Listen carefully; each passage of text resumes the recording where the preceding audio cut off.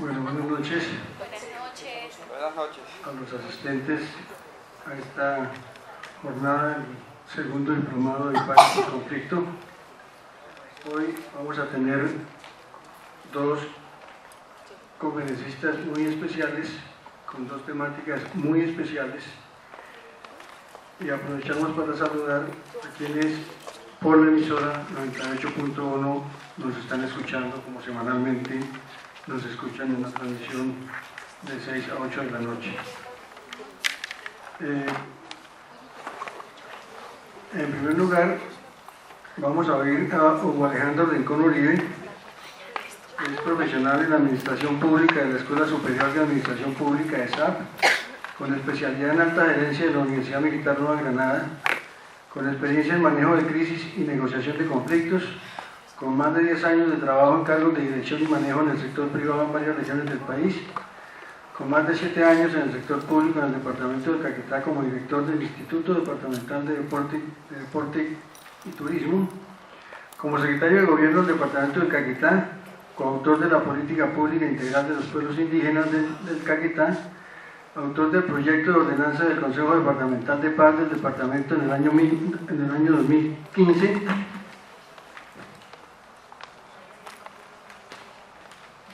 y es el impulsor de la política pública de niñez, infancia y adolescencia del Caquetá, gran defensor del territorio y caqueteño de nacimiento. Actualmente se desempeña como coordinador departamental de la Agencia Colombiana para la Reincorporación y la Normalización en el departamento del Caquetá. Y justamente ese es el tema de su exposición, o sea, cómo va el proceso de reincorporación tanto a nivel nacional como en el departamento del Caquetá.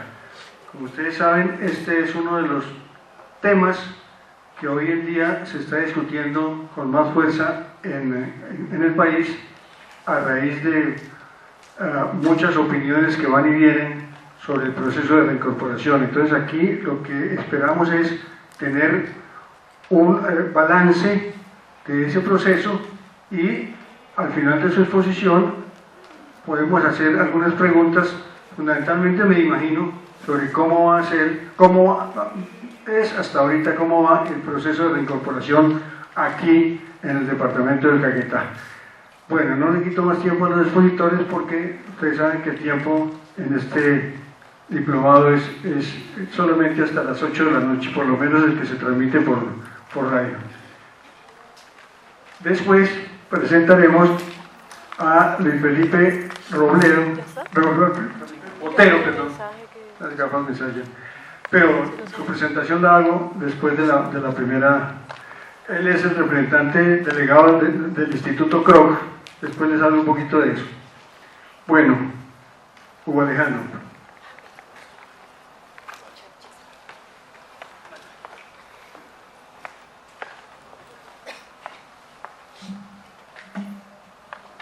Bueno, muy buenas noches para todos.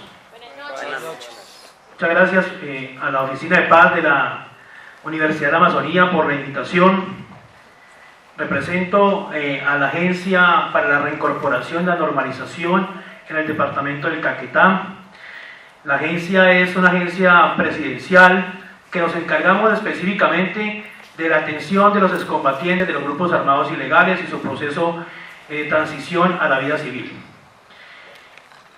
Para entrar en materia, la agencia a nivel de Colombia se maneja dos procesos de manejo con los excombatientes de los grupos armados ilegales. Un proceso que se llama de reintegración y un proceso que se llama de reincorporación. El proceso de reintegración es un poco más antiguo del proceso de reincorporación, que nace a partir de la firma del proceso de paz de La Habana, ratificado en el Teatro Colón. Y este proceso ha tenido dos dimensiones específicamente e importantes en el desarrollo de la historia de Colombia. A nivel del proceso de reintegración, que es un proceso mucho más individual, un proceso concebido a partir del año 2003, donde ya se empieza a materializar un poco lo que era una política pública de entrega de armas y de incorporación a la vida civil. Y en esa historia del año 2003 al 2018 han ingresado o se han desmovilizado 51.788 personas. De estos son 938 personas de Ley de Justicia y Paz. Esto es importante detallarlo porque eso hace parte también de esas desmovilizaciones colectivas, la cual iniciaron en el año 2004 con la desmovilización de las Autodefensas Unidas de Colombia, que fueron más o menos 33.000 hombres que se desmovilizaron en ese momento en armas, y las desmovilizaciones individuales que en el transcurso de estos años, hasta el año 2018, nos suma 58.000 personas. Estas personas que veían ustedes que se entregaban a las unidades militares y que se entregaban voluntariamente a la fuerza pública, o que algunas veces eran capturados, entre esos también teníamos menores de edad, y que ingresan a la ruta de reintegración. De este proceso de 15 años ya que lleva la agencia en reintegración de estas 51.000 personas, hemos culminado o terminado satisfactoriamente 23.000 personas. ¿Esto qué quiere decir? Que son 23.000 personas, ciudadanos y ciudadanas con los mismos derechos y obligaciones. Es importante decirlo también porque de esto hay un 99% de estas personas que culminaron este proceso y que permanecen en la legalidad. Es un dato interesante y muy fuerte frente a determinar que una política pública tiene unos resultados importantes y que son comprobables en el tiempo. Y de esto se han ausentado el proceso 3.410 personas, y fuera del proceso han estado 17.000 personas. Ahí suman también las personas que han abandonado el proceso, o que en el tiempo no lo culminaron, o que algunos murieron, o otros nunca quisieron continuar, o otros que fueron a reincidir en los grupos armados ilegales. En reincorporación, que es el proceso que inicia a partir de la firma del acuerdo de La Habana, Cuba, son 13.192 personas que se han acreditado por la Oficina del Alto Comisionado para la Paz. O sea que son 13.192 personas que hoy, después de la firma del proceso de paz, están debidamente acreditados. Ese es el universo del personal de FARC que se encuentra movilizado después de la firma del proceso de paz. Y en la constitución de este proceso se crearon 26 espacios territoriales de capacitación y reincorporación. Hoy a la fecha hay 24. Se han cerrado 2 espacios territoriales en el país, quedan 24 y hay 27 zonas aledañas o donde se han situado excombatientes alrededor de los espacios territoriales.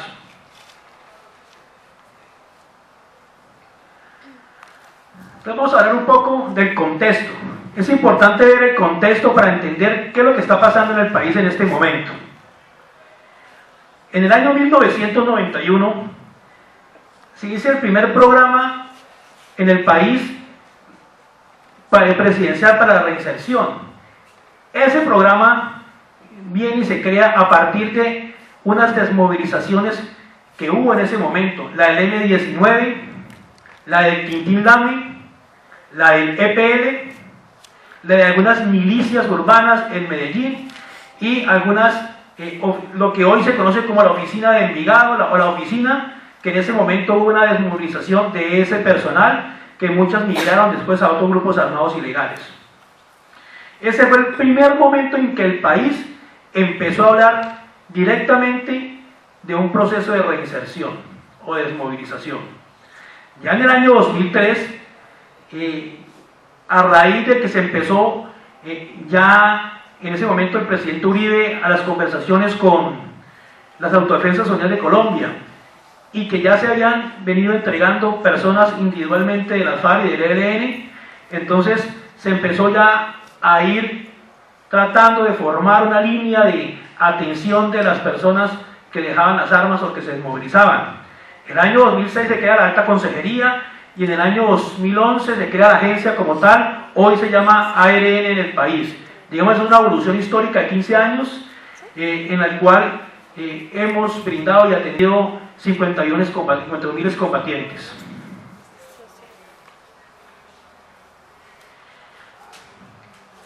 ¿Qué pasa con reintegración?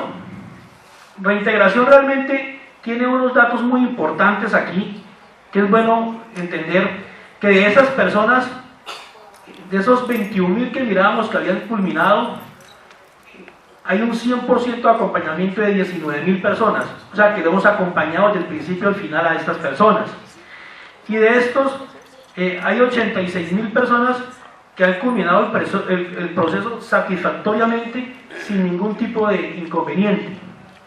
Y de esto hemos entregado unos recursos muy importantes, que hoy vamos a ver que es muy parecido también a lo que se firmó en La Habana, que no es nuevo, que ya se venía del año 2007 construyendo, que son los beneficios económicos que se le entregan a los desmovilizados.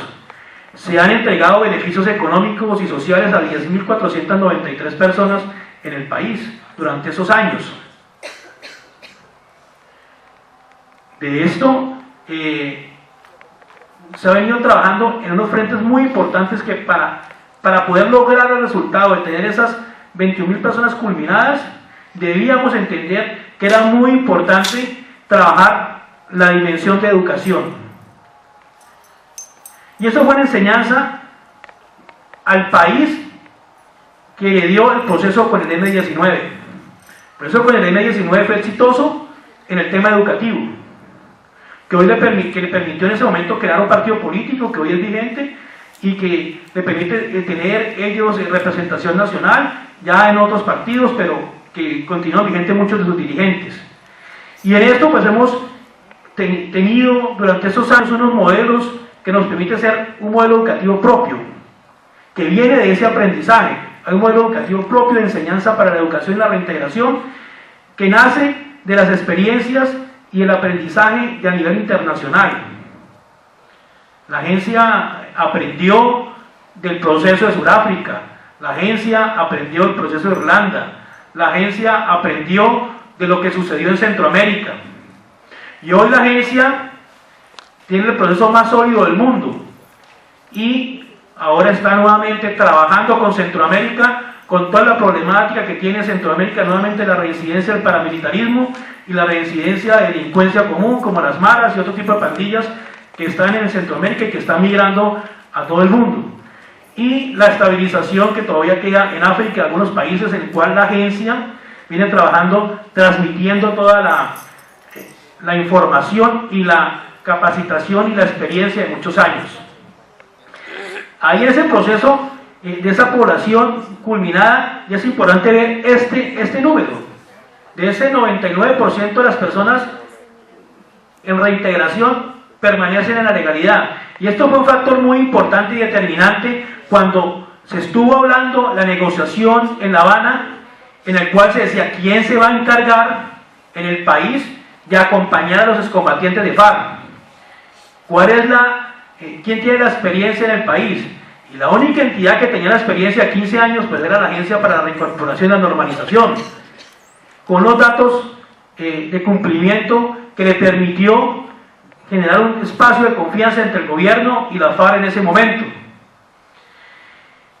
Y ahí nosotros, en ese proceso de reintegración, empezamos a trabajar un estado de estabilización de las personas.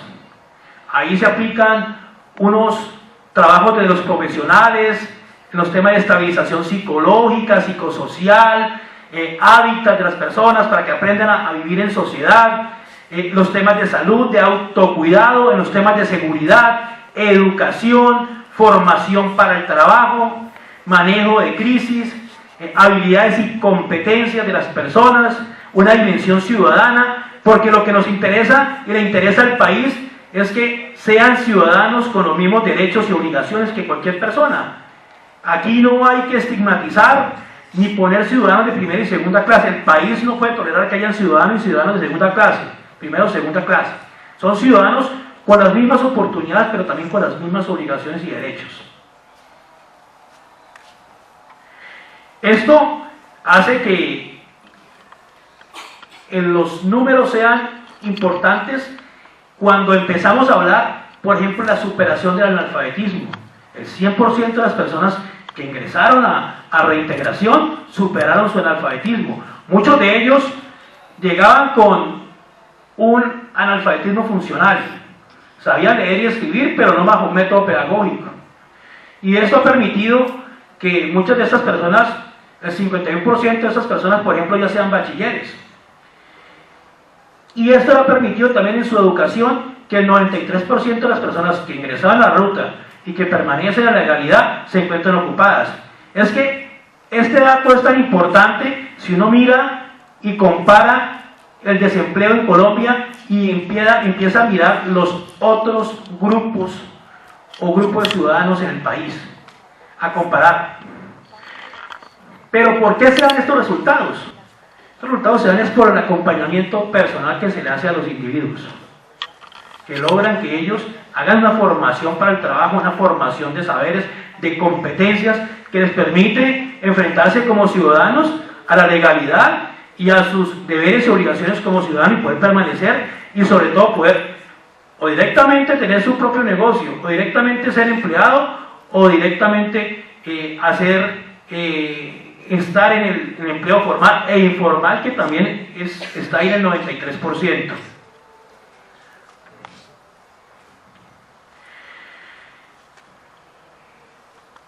¿Qué hacemos nosotros para evitar que esto no vuelva a pasar?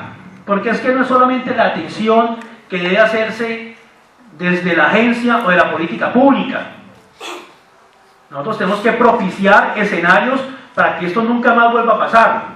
Y ahí nosotros como agencia para reincorporación empezamos a trabajar en factores de prevención de reclutamiento. Nosotros como agencia tenemos y hacemos parte del CIPRUNA. Y al hacer parte del CIPRUNA, pues tenemos una obligación frente a los niños, niñas, adolescentes y jóvenes en el país. Y lo que buscamos es que pues nunca más haya reclutamiento forzado en el país. Y empezamos a intervenir. Y hemos intervenido a más de 6.881 niños durante estos años. Lo que nos permite con nuestras estrategias es permanecer y acompañar no solamente a los niños, sino a sus padres. Y no solamente la atención está a los hijos de los excombatientes, sino también a las personas que viven alrededor y que viven con los excombatientes, que hacen parte de la comunidad.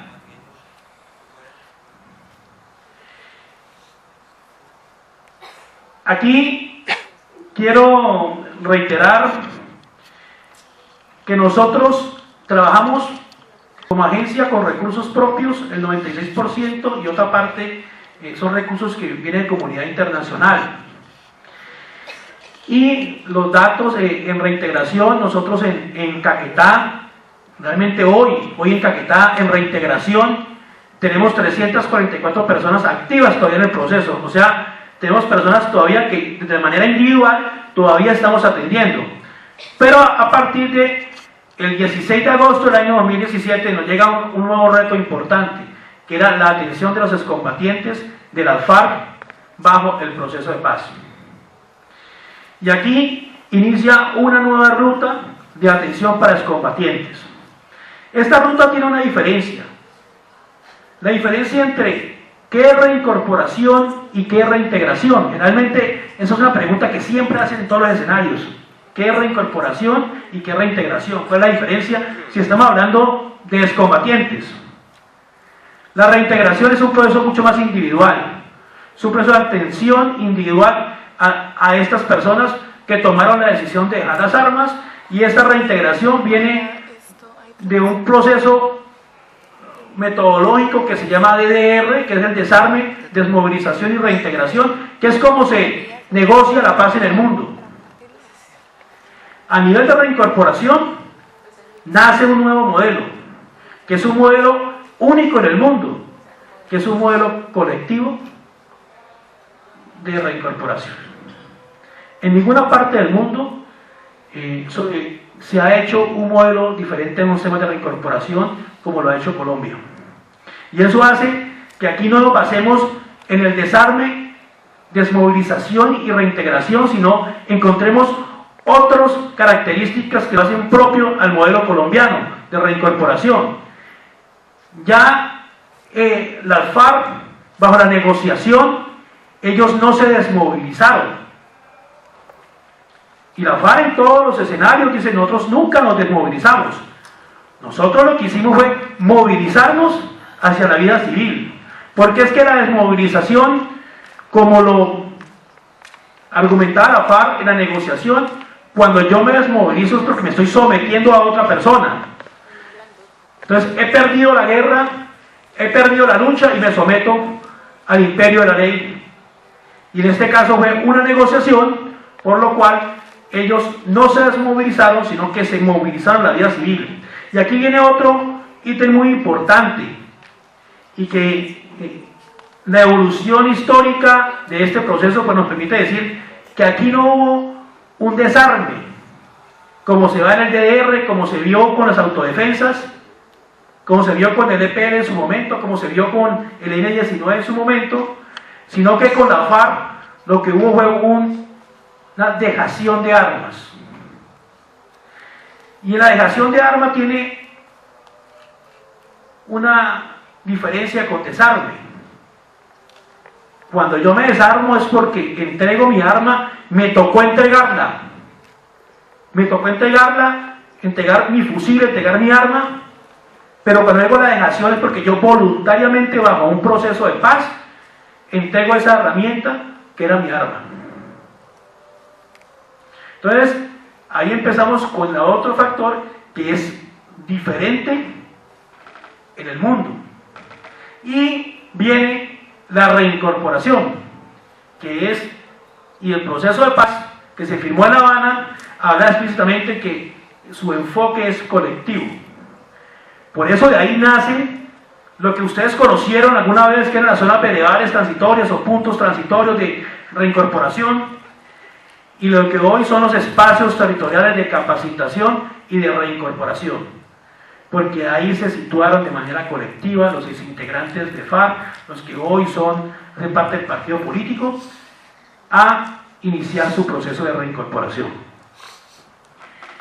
Y empezamos a mirar que aquí la reincorporación a la vida civil y lo que está implícito en el acuerdo no es muy diferente a lo que hablaba yo hace un momento de los beneficios económicos. A los de reintegración se les paga, se les dan los beneficios a ellos por estudiar, por hacer formación para el trabajo, se les apoya con 8 millones de pesos para su proyecto productivo, y lo vemos nuevamente aquí en reincorporación, lo que se negoció con la FARC. O sea que esto no es novedoso, esto no es nuevo, esto ya se venía haciendo. Y aquí empezamos a romper paradigmas que se tenía frente a por qué hay beneficios económicos, por qué se le está entregando, el gobierno nacional entrega beneficios económicos a los excombatientes de FARC. ¿Por qué ahora? Ahora no, desde el año 2007 vienen entregando. Y estos beneficios económicos y sociales que quedaron implícitos en el acuerdo, en el decreto 899 del año 2017, donde las personas o los excombatientes de FARC tienen derecho ellos, por una sola vez, después de haber sido acreditados, a 2 millones de pesos por estabilización. ¿Para qué la estabilización? ¿Para qué el gobierno les entregó 2 millones de pesos? Se entregó porque muchos de ellos venían con su traje de combate. Muchos de ellos venían sin nada, llegaron solamente con su fusil. No tenían nada en el grupo armado. Porque muchos de ellos llegaron con su familia a la zona veredal y era necesario hacer estabilización, que ustedes lo vieron también en la diapositiva de reintegración. Hay una fase que se llama estabilización, y en esa fase de estabilización, durante un año, a los de estabilización de reintegración se les da 400.000 pesos mensuales. Acá se entrega 2 millones por una sola vez a los de FARC. De esto también, ellos, a partir de ese momento de recibir su acreditación y validarse jurídicamente, empiezan a recibir por 24 meses una renta básica del 90% de un salario mínimo.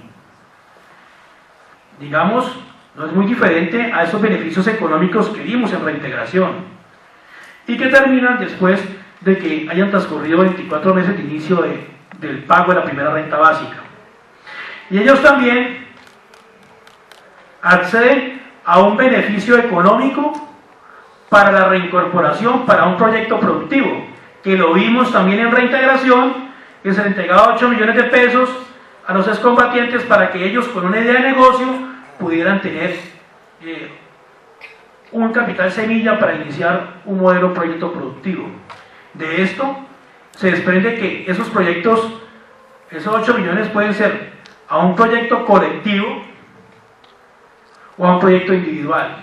Y aquí en Caquetá ya fuimos el primer departamento en el espacio territorial de Miravalle, el primer ETCR que tuvo el primer proyecto colectivo en el país, lo tuvo Miravalle, en el cual 70 excombatientes de FARC se reunieron en un proyecto de granja integral y recibieron ya el aporte de sus 8 millones de pesos a la cooperativa que ellos crearon. Entonces, en reincorporación empezamos a mirar qué se ha hecho en el país, qué hemos hecho los colombianos y los que estamos trabajando por la paz y por la reincorporación de estas personas. Ya se creó una instancia en ese momento que se llamaba el Consejo Nacional de Reincorporación. Ese consejo es una instancia de coordinación que maneja todo el tema de la política de reincorporación en el país, en el cual tiene asiento el gobierno nacional y asiento las FARC. Aquí en territorio existen los consejos territoriales de reincorporación, en el cual tiene asiento la FARC y el representante del gobierno nacional. Seguimos trabajando para la reincorporación, generando ideas, generando características, haciendo gestión, coordinando a las agencias que llegan al territorio, trabajando por la estabilización y la legalidad de las personas que permanecen en el proceso de reincorporación.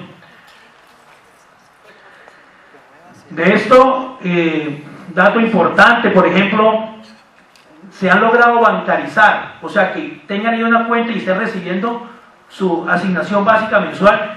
A partir del agosto del año 2017, el 97% de la población acreditada en el país.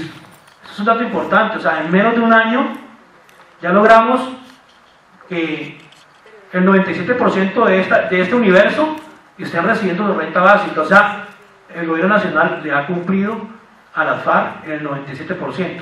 Hay unos casos particulares, personas, por ejemplo, que tienen todavía problemas jurídicos, personas que están inmersas en la lista Clinton, que no pueden acceder al sistema financiero, y extranjeros, personas extranjeros que hacían parte del grupo armado ilegal y que se movilizaron con la FARC, hicieron dejación de armas y que hoy estamos tratando de que por medio de la Cancillería puedan ellos recibir su beneficio económico. De este otro dato importante es que el 94% de estas personas se han logrado afiliar a salud, y de esto ya vamos a llegar, y la idea es llegar al 100% como en reintegración, que tenemos el 100% de afiliación. En menos de un año ellos están afiliados al Sistema General de Seguridad Social en salud y tienen el 74% afiliados a pensión, que es un beneficio que tienen ellos por 24 meses, igual que la renta básica.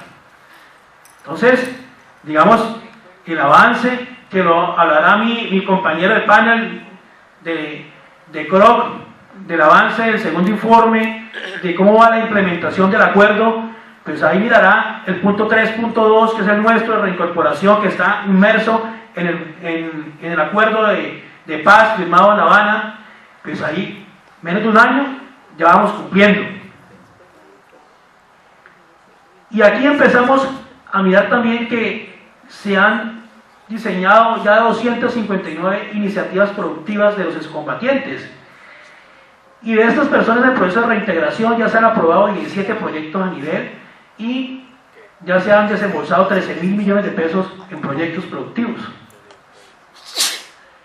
Digamos, hay un avance de estos proyectos en los 12 meses. Es importante. Acá venimos trabajando también ya de manera de que los espacios territoriales, por ejemplo, puedan seguir construyendo sus proyectos colectivos, pero también las personas que no están en los espacios territoriales, que de una u otra forma viven por fuera de los espacios, que aquí en Caquetá son más de 400 personas que están por fuera del espacio territorial, que viven y que la agencia tiene contacto con ellos. Nosotros mensualmente tenemos contacto con ellos, sabemos dónde están ubicados, estamos ya ahí para que ellos puedan acceder a los beneficios de los proyectos productivos. De estos 400, todos reciben renta básica, todos reciben asignación básica mensual.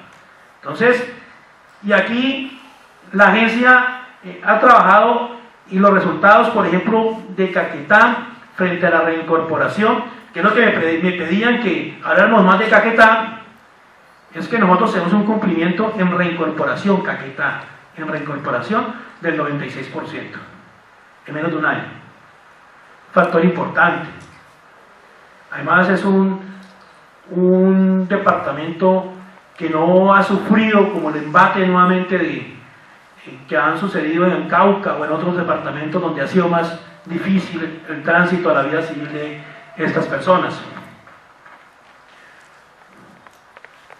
¿Qué más tenemos? Hay personas vinculadas a la Unidad Nacional de Protección, que son las personas ellos mismos para la protección de los líderes de FARC, y están vinculados directamente, formalmente, a la Unidad Nacional de Protección. Y de aquí tenemos personas que están siendo asignadas y que están aledañas a la ETCR. Ahí tenemos nosotros personas distribuidas en 429 municipios. Hay unos graves profesionales que los atendemos. La agencia, desde el 16 de agosto del año 2017, se fue a vivir a los espacios territoriales, porque es que el proceso de reincorporación no se puede hacer desde una oficina. Tenemos que vivirlo, tenemos que sentirlo, tenemos que trabajar de la mano con toda la cooperación, con el colectivo de las personas en proceso de reincorporación y también de las comunidades. Es de la única forma que el proceso se puede brindar y que puede avanzar. De esto hay unas acciones importantes. 19 entidades vienen trabajando. Hay un COMPES que ya se diseñó para la reincorporación en Colombia, que tiene una duración de 14 años. Este COMPES, el COMPES 3931 del 2018, tiene vigencia 8 años, pero en el marco institucional tendrá una vigencia bajo 14 años. 8 años que van en el COMPES, pero tiene una posible prórroga de 14 años. ¿Y cómo trabajamos nosotros? Aquí están, esto toca también no solamente el gobierno nacional, sino los empresarios, los privados, la comunidad internacional, el pueblo colombiano, pues es el que debemos ayudar a nosotros a que este proceso se brinde y que siga adelante. Caquetá. Tenemos dos espacios territoriales en Caquetá, que es Agua Bonita, que queda en la montañita, y el espacio territorial de Miravalle, que queda en San Vicente del Caguán. Agua Bonita. ¿Cuántas personas tenemos nosotros en este momento acreditadas y que viven en ese espacio territorial? 205 personas. Este es un dato a 30 de septiembre de este año. Permanecen 205 personas en Agua Bonita, del espacio territorial. De estas personas, aquí tenemos unos datos importantes: 154 son hombres, 51 mujeres. Tenemos menores de edad que están en la etapa de camino diferencial, o sea, en la ruta de atención para menores de edad. Ya hoy son mayores de edad, pero siguen siendo atendidos. De esto también tenemos 204 personas que ya están bancarizadas, o sea, tenemos un 98% de cumplimiento en Agua Bonita. Nos falta una persona por bancarizar, que es un extranjero, un ecuatoriano, que es la única persona que nos falta porque recibe renta básica. Y de esto tenemos, de estas personas, de las 205, hay 205 personas afiliadas a salud. Hay 22 personas que están afiliados al régimen contributivo, porque vienen trabajando con la Unidad Nacional de Protección aquí en el territorio. De esto también se han vinculado históricamente a partir del año 2017, agosto, 217 personas en formación académica. Y de ahí de Agua Bonita ya tenemos los primeros 8 bachilleres. Qué importante, porque el modelo educativo funciona. Y sabemos que si no trabajamos bajo la educación, pues la generación de capacidades autónomas, de ciudadanía, las habilidades y competencias, pues va a ser muy difícil que al final del año 2019, cuando posiblemente los espacios territoriales terminen, pues ellos tendrán que empezarse a enfrentarse directamente sin un acompañamiento permanente del gobierno, y por eso es tan importante la formación académica y la formación para el trabajo. 484 formaciones han dado en Agua Bonita a personas desde el año 2017. Y de estos hay 2 personas en camino diferencial, o sea, menores de edad, que están haciendo su terminación en la formación académica. Acá está más claro el tema de educación, los componentes de los ciclos educativos, ciclo 1, ciclo 2, ciclo 3, ciclo 4, ciclo 5 y ciclo 6. Y aquí también lo que se ha hecho es venir trabajando con ellos también para poder con el SENA trabajar las habilidades y competencias y los saberes de ellos también, que puedan validar saberes. Muchos de ellos tenían saberes aprendidos históricamente en el grupo armado ilegal o que ya lo traían desde cuando eran jóvenes y estaban inmersos en la población civil. De estas situaciones de seguridad, vemos que en Agua Bonita, en el espacio, no hemos tenido situaciones de seguridad hasta el momento. No tenemos tampoco presencia de delincuencia organizada alrededor del espacio territorial. Esto hace también que hoy sea un espacio de capacitación y reincorporación tranquilo e imagen del país, de los espacios territoriales. Aquí están los proyectos productivos que se han apoyado con la cooperación. Esto es lo que están haciendo los excombatientes en Agua Bonita. Tienen un cultivo de piña, 170.000 plantas sembradas que ya empiezan producción a partir de ahorita de octubre. Tienen una miscelánea, tienen una panadería en el cual recibieron formación en panadería, tienen una porcicultura, tienen piscicultura, tienen tilapia allá en el espacio territorial, tienen una tienda comunitaria, tienen un restaurante comunitario, tienen un proceso de turismo integral y tienen una zapatería.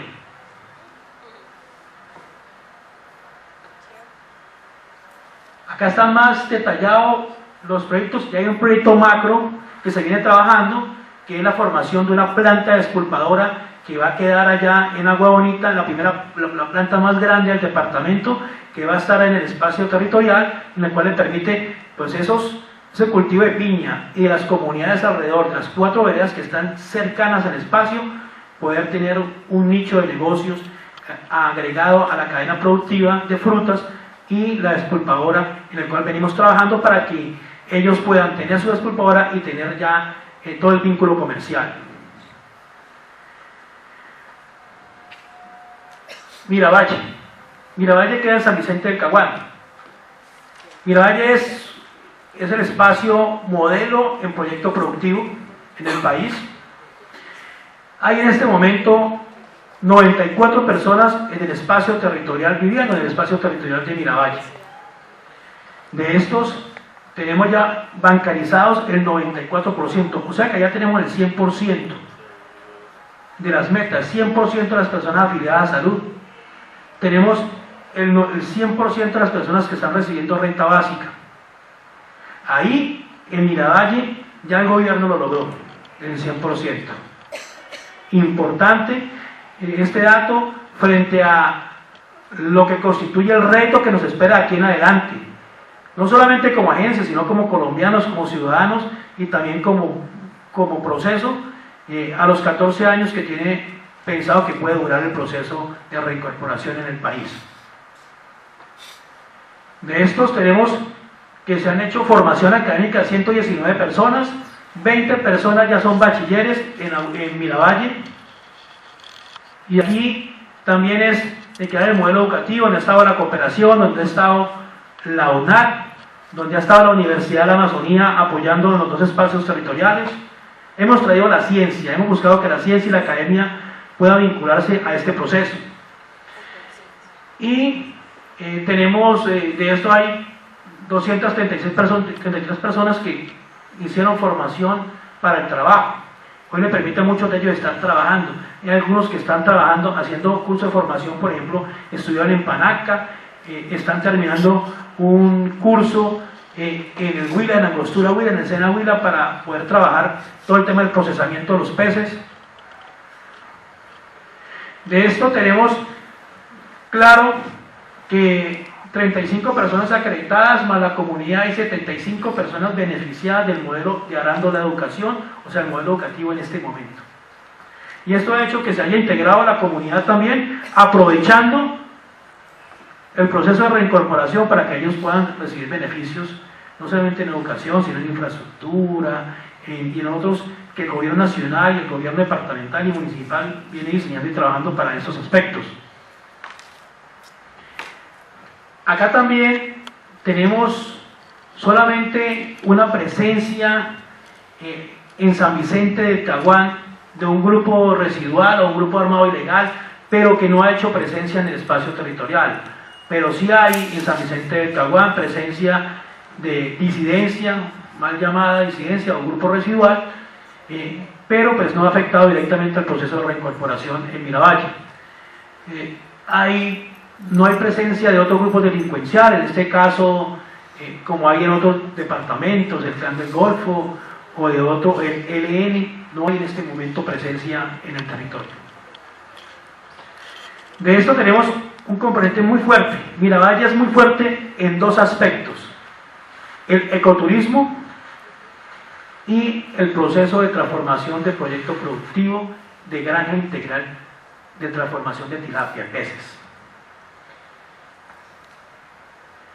Y en este proceso, ellos crearon una cooperativa, como les decía, ellos han recibido, fueron el primer ETCR que recibió el proyecto colectivo, el desembolso colectivo en el país. Hoy tienen más de 10.000 millones de pesos en proyectos productivos ya trabajando, allá están los proyectos productivos. Tienen ellos todo un cultivo de peces, de hidroponía, tienen una generación limpia de energía, vienen trabajando con conciencia en un proyecto de innovación tecnológica para las comunidades y para el espacio, tienen un proyecto muy importante en generación de capacidades turísticas en el sector de las comunidades, en toda la zona de la cuenca del río Pato y la zona de la zona de reserva campesina de San Vicente del Caguán. Ahí es importante entender que la dinámica implica que mucho del avance que se ha hecho en reincorporación se ve en los espacios territoriales. Muchas gracias.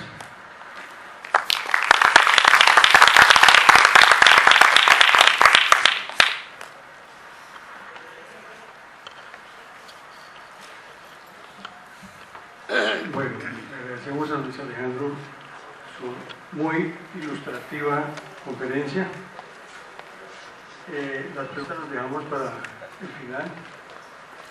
Enseguida, bueno, yo solamente quiero hacer una anotación a la conferencia de Luis Alejandro. Yo creo que hay muchas, a veces, críticas que se hacen a esto. Yo resumo en una frase muy sencilla: que la paz cuesta. No podríamos pretender nunca que la paz fuera gratis. La paz cuesta. Bueno, después vendrán las preguntas. Enseguida tengo el gusto de presentar a Felipe Botero.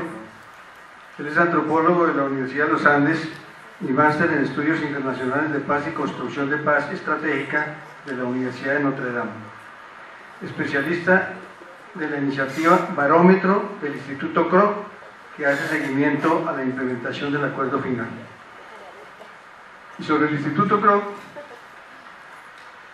quiero emplear una frase de cajón, pero no por ser de cajón, no es válida aquí. Y es que el Instituto Kroc, para estas cosas, está libre de toda sospecha. Y entonces, es el instituto que está haciendo el seguimiento a la implementación de los acuerdos en este caso entre las FARC y el Estado colombiano. Entonces, Luis Felipe.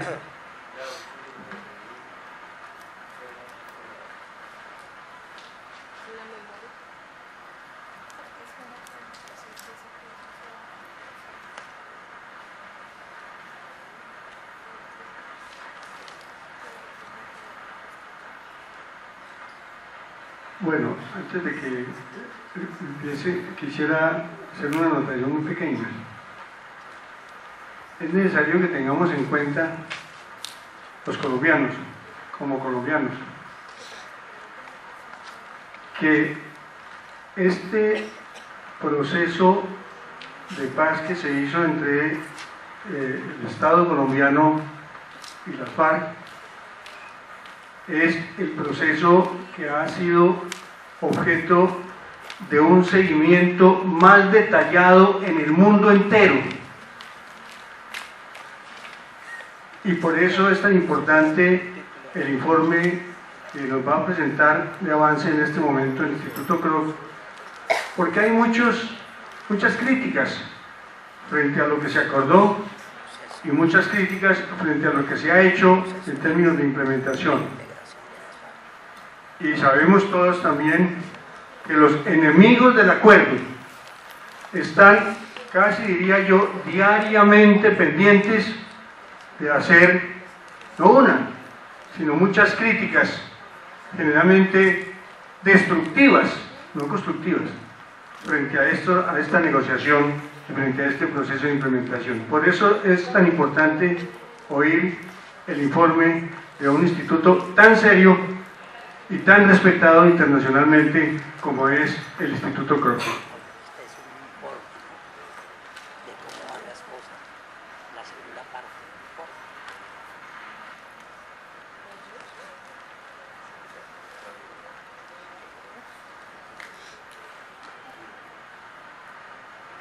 Bueno, ya para los que nos están siguiendo por radio, estamos haciendo unos ajustes técnicos aquí para los que están en el auditorio, porque esto lleva unos minuticos, pero ya parece que está al día.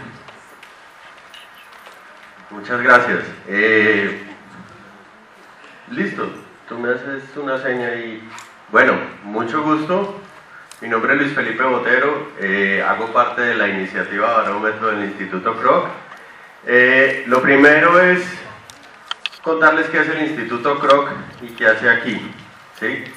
El Instituto Kroc es un instituto especializado en estudios de paz que se fundó en la Universidad de Notre Dame en Indiana, en Estados Unidos, eso es al norte, cerca de Chicago, hace unos 40 años, por un sacerdote que hacía mucho trabajo social allá y estaba en ese momento preocupado por la Guerra Fría, toda esta amenaza nuclear que había, y se le ocurría, pues, ¿qué se puede hacer?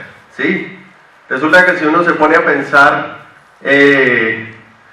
toda la plata que se le ha gastado en el mundo a estudiar cómo se hace la guerra durante la historia, pues es básicamente universidades militares, hay todas las que uno quiera, recursos dedicados para la investigación han habido muchos, y pues la idea era un poco estudiar cómo se hace la paz, ¿sí? Si eso era posible.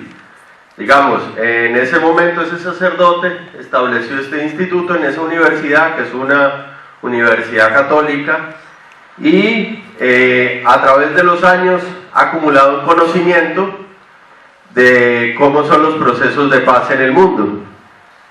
¿Me preguntan cómo cambiar la diapositiva? Gracias. Parte de ese conocimiento se ha hecho en algo que nosotros llamamos la matriz de acuerdos de paz, que en inglés las letras son PAM, P-A-M. Y lo que hace esa matriz es estudiar más de 25 procesos de paz en el mundo, de los cuales, digamos, desde el año 85 se estudia cómo ha sido esa implementación de esos acuerdos de paz.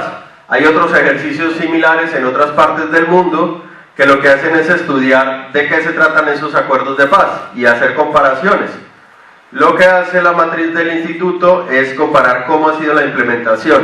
Entonces, por ponerles un ejemplo, ¿cómo ha sido el tema de ustedes de reincorporación? Entonces, ¿cuánto tiempo tomó el acantonamiento? ¿Cuánto es el promedio mundial? En tal lugar duró 6 años, en otro lugar duró 5, hay lugares que completan 10 años antes de que se haga el proceso de dejación de armas. Ese tipo de cosas es lo que estudia la matriz de acuerdos de paz. Cuando se estaba negociando en La Habana, en varias ocasiones los negociadores le pidieron al instituto que les mandara un resumen sobre algún tema. Entonces, por poner un ejemplo, ¿cómo se ha negociado el tema de reforma rural? ¿Sí? De reforma agraria. Entonces mandaban un pequeño resumen a los negociadores diciendo, vea, esto es lo que encontramos, esto es lo que se ha hecho. Algunos de los profesores del instituto ya tenían una relación con Colombia, habían venido trabajando acá con sociedad civil que hacía construcción de paz desde hacía muchos años, y en ese proceso de la negociación, al final, el punto 6, que es el punto de implementación, estaban buscando un actor que fuera externo, que no fuera de ninguna de las dos partes, que pudiera dar un seguimiento a cómo va la implementación, ¿sí? Que lo hiciera desde un punto de vista más neutral, más objetivo, más externo a las partes.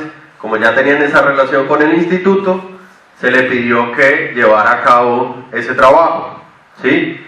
Entonces, en ese momento lo que se hizo desde el instituto fue, bueno, tomar el acuerdo de paz y ver cuántos compromisos habían ahí, compromisos de todas las partes, del gobierno, de las FARC, de las Naciones Unidas, ¿sí? Más adelante habrían también de parte del Congreso, de los órganos de control. Se encontraron 578 compromisos en total, dentro de todo el acuerdo, que están dentro de esos 6 puntos del acuerdo. Entonces tenemos los 6 puntos, 578 compromisos que los agrupamos en 70 subtemas o programas, ¿sí? Y 18 temas grandes. Entonces, si uno ve, por ejemplo, todo el tema de sustitución de cultivos, por ejemplo, ese es un tema. El tema del fondo de tierras, que es más pequeño, es un subtema.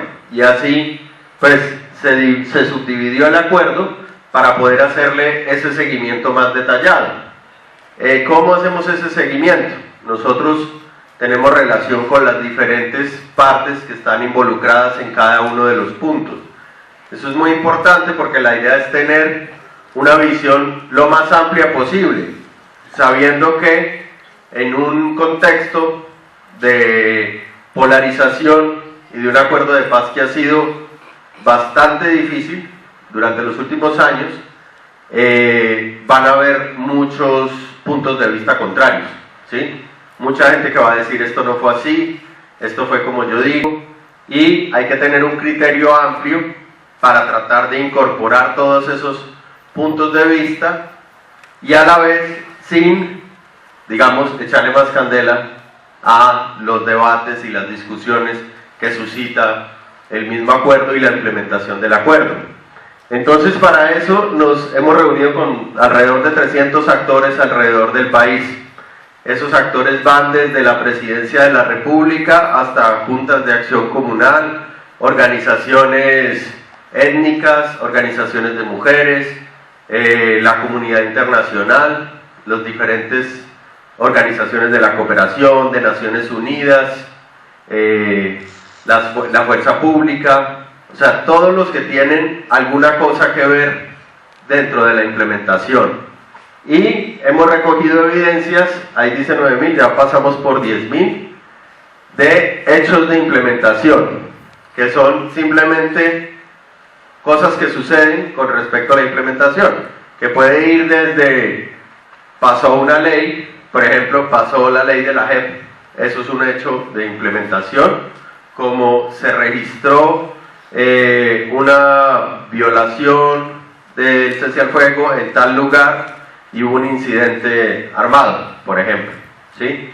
Entonces tenemos más de 10.000 de esos eventos que son los que nos permiten, con base en evidencia empírica, decirle a las partes, mire, la implementación va así, en esto hay que trabajar, en esto hay que mejorar, y así es como ha venido funcionando o ha venido sucediendo. Esta medición que ustedes ven ahí es de cómo avanzan esas 578 disposiciones. Entonces, si ustedes ven, aquí es donde empiezan, ¿no? Esas 83 disposiciones que se mueven o compromisos que empiezan a cumplirse. Por ejemplo, ahí tenía mucho que ver con el acantonamiento de las FARC. Estaban moviéndose hacia lo que en ese momento eran las zonas veredales. Las Naciones Unidas también estaban poniendo su dispositivo. Y aquí vamos viendo diferentes momentos hasta mayo del 2018, que es donde cortamos el informe. Aquí está, por ejemplo, todo el tema del fast track, ¿sí? cómo iban pasando los diferentes decretos, las diferentes leyes. Ahora, ¿cómo hacemos esa medición? Medimos, tenemos 4 momentos para cada disposición. Un momento, que es el que no ha iniciado aún a cumplirse ese compromiso. Segundo momento, lo llamamos implementación mínima, que es, se están poniendo las bases para cumplir. Muchas veces eso tiene que ver, por ejemplo, con la normativa o con crear una institución para cumplir ese compromiso. Intermedio, que es, nosotros decimos ahí, si sigue por este camino, lo cumple, ¿sí?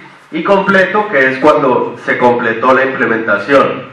Ahí hay que ser muy cuidadosos, porque si uno dice, solo el 20% está completo, pues, entonces la gente dice, no, no se ha hecho nada, apenas la quinta parte. Con eso hay que tener mucho cuidado y entender que el proceso de paz es un proceso de 15 años. La implementación es un proceso de largo plazo. Hay medidas que son de corto plazo, ¿sí? Como por ejemplo la dejación de armas, era algo que sucedía rápidamente en 6 meses.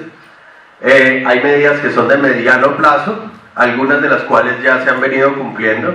Por ejemplo, la transformación de FARC en partido político.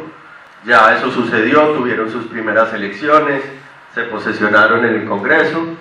Y hay otras, por ejemplo, la reforma rural integral, que tienen un horizonte mucho más largo, o los PDEs, que son un horizonte de 10 años, 15 años. Entonces, esto es, como les decía, el 31 de mayo. Ahora se habrá movido un 5% cuando mucho. 39% de los compromisos no estaban iniciados en ese momento. 30 estaban en implementación mínima, 9 en implementación intermedia, 20 en implementación completa. Perdón. Aquí podemos ver ese mismo crecimiento, ¿sí? Las que se van completando, las que van empezando. Hay cosas que, si bien no se completan de una vez, es muy importante empezarlas, es muy importante poner la base, así sea un proceso de largo plazo. Una cosa, digamos, no quita la otra. ¿Qué podemos tener así de conclusiones generales? La implementación se ha ido aumentando progresivamente, lentamente. Vemos, al principio hubo como un pico, muchas cosas se hacían, luego entra como en un ascenso sostenido, ¿sí? Que es un poco la misma inercia que va empujando los procesos de la implementación. En 18 meses, el 61% estaba en proceso de implementación, el 39% se seguía pendiente. Según los datos del instituto, ese ritmo de implementación era levemente superior al promedio internacional. Un progreso significativo en un periodo de tiempo corto, y en varios de los temas mucho más rápido, pero en promedio, digamos, levemente superior.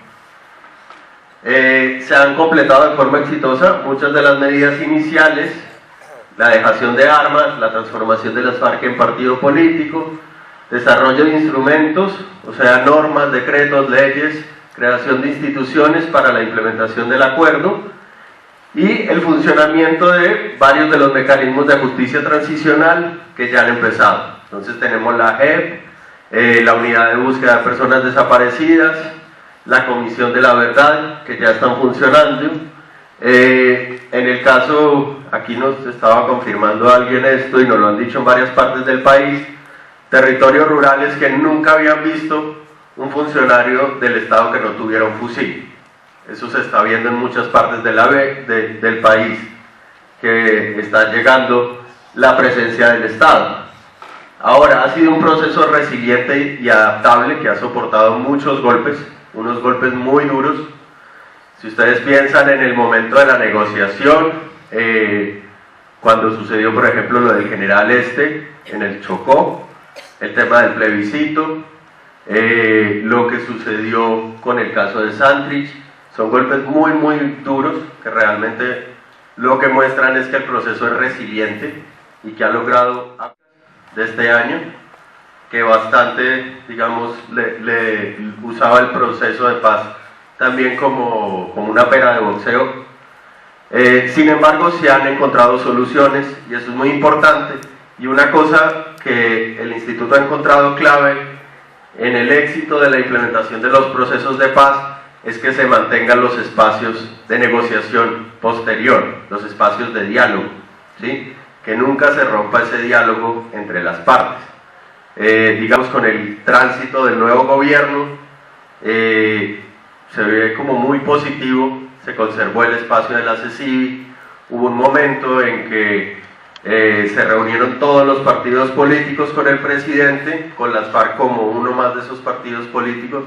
Son hechos que se valoran muy positivamente, que se mantenga ese diálogo, porque finalmente ese diálogo cara a cara es el que permite encontrar soluciones a problemas muy graves.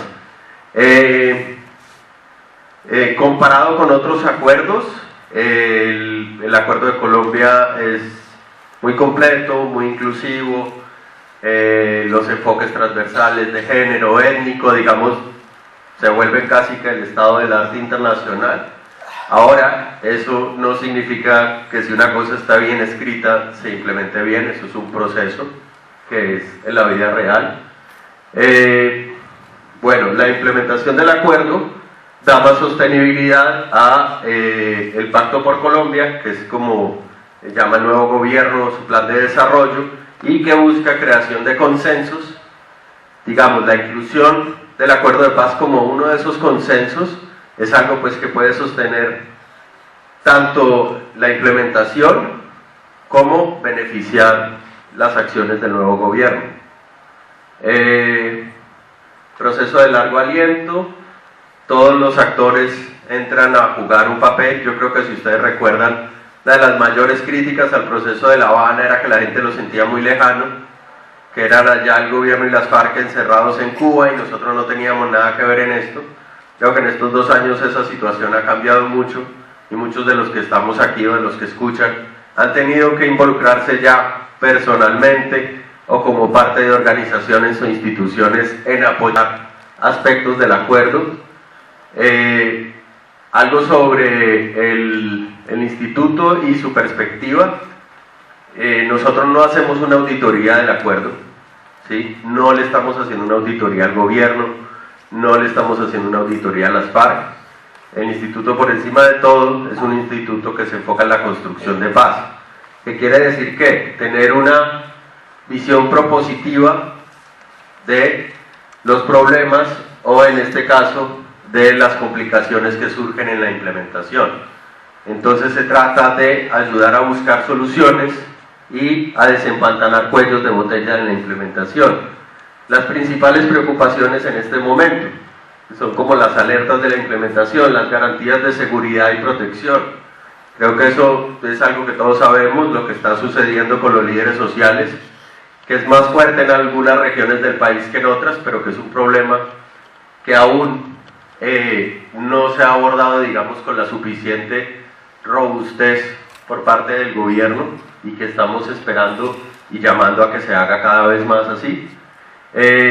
Los programas y medidas para la reincorporación, como contabas tú, creo que los casos de Caquetá son un poco por encima de la media nacional. Hay otros lugares que tienen unos problemas muy graves o que tienen conflicto de seguridad, tienen grupos armados en los alrededores, ¿sí? O no se han empezado los procesos, digamos, para la reincorporación económica, colectiva, sobre todo. La reincorporación política, digamos, ha ido un poco más rápido. Superar la fragmentación normativa, aprobar leyes pendientes. Hay leyes que no pasaron por el fast track, que están pendientes aún. Se está esperando, algunas siguen su proceso en el Congreso, otras tendrá que ver qué posición toma el nuevo gobierno, si las impulsa o si las hace la bancada por la paz que está en el Congreso. La interrelación, la articulación entre las diferentes entidades del Estado, eso es algo que nosotros hemos encontrado, sobre todo que nos dice la gente de los diferentes territorios. Hoy llegan los de la sustitución, mañana llega el PDET, pasado mañana llega otro, y todos vienen a preguntarme lo mismo, ¿sí? Hay alguien en el Guaviare que decía que nos tenían como carro viejo, que era de taller en taller en taller, ¿sí? Y eso ha sido un poco, digamos, pasamos de que el Estado no estaba presente en muchos de esos territorios, a que entró pero un poco despelotado, como desordenado, corriendo, tratando de hacer muchas cosas a la vez. Eso alguien en los Montes de María nos decía, hay que hacer una paz sin prisa, o sea, cumplir los objetivos, pero no estar como en este corre-corre de cumplir los objetivos, las metas, ¿sí?, en el que a veces caen las instituciones del Estado. Entonces, a eso llamamos a ponerle un foco en la calidad de la paz, en la capacidad transformadora que tiene territorios como el Caquetá, que han sido afectados durante décadas, toda la capacidad transformadora que puede crear, tanto la paz, digamos, los programas, lo que pueden lograr, pero también las relaciones sociales que se transforman y que dan potencialidad a que cambien muchas cosas. Ya mirando los puntos del acuerdo uno por uno, la reforma rural integral, vemos que el 50% de las disposiciones no estaban iniciadas, sobre todo las que tienen que ver con los temas de la tierra, ¿sí?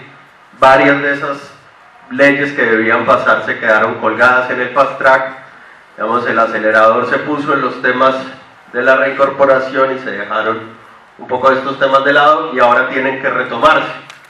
Avances, se pusieron en marcha diferentes instituciones del sector rural,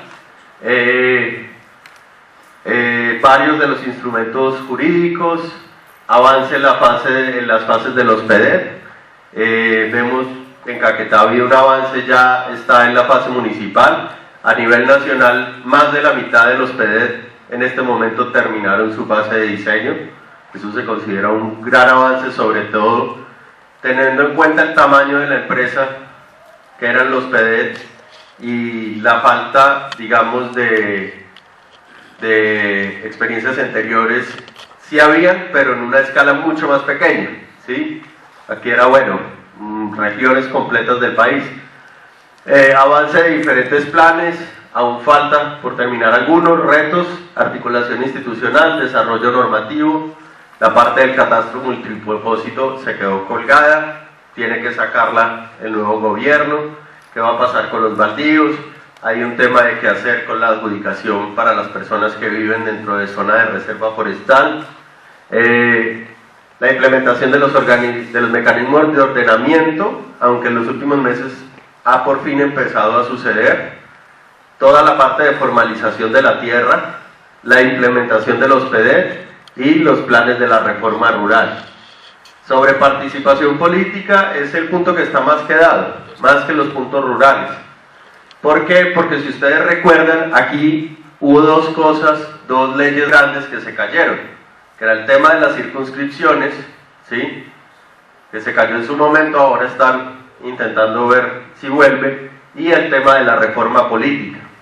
Entonces aquí se avanzó en algunas cosas. El estatuto de la oposición era una tarea pendiente de Colombia desde los años 90, se venía hablando de eso, y digamos ya ha empezado a mostrar algunos beneficios tímidamente en el Congreso. Las FARC como partido político, ya participando de elecciones, con tropiezos, con complicaciones para hacer ese comienzo, pero ya, digamos, actuando en sus primeras elecciones. Los consejos nacionales y territoriales de paz, reconciliación y convivencia, entiendo en el Caquetá ya se han comenzado algunos. Es un espacio que no nos cansamos nosotros de decir la importancia que tiene, porque es el que permite a todos los actores del espectro que están involucrados, a las iglesias, a las organizaciones sociales, las instituciones locales, encontrarse y hablar de cómo van los temas de la implementación. La reforma del sistema de alertas tempranas de la Defensoría, retos y dificultades, la reforma política, ahora se está discutiendo una nueva, la garantía de la participación ciudadana para la movilización y la protesta. Al final el gobierno pasado sacó un decreto, pero digamos es un instrumento muy débil para lo que debe contener una ley a ese respecto. Los mecanismos de participación ciudadana, tenían que salir varias leyes que agrupaban o definían rutas, las circunscripciones transitorias especiales de paz y las garantías de seguridad y protección y el tema de las veedurías y control social. El punto 3 del fin del conflicto, como ustedes ven, es el que tiene más porcentaje completo, tiene mucho que ver con el tema de la dejación de armas, ¿sí? Y todo el tema de funcionamiento de esos primeros 6 meses, de todo el dispositivo de Naciones Unidas alrededor de lo que debía hacer el ejército, digamos, mucho de eso se cumplió de manera muy rápida.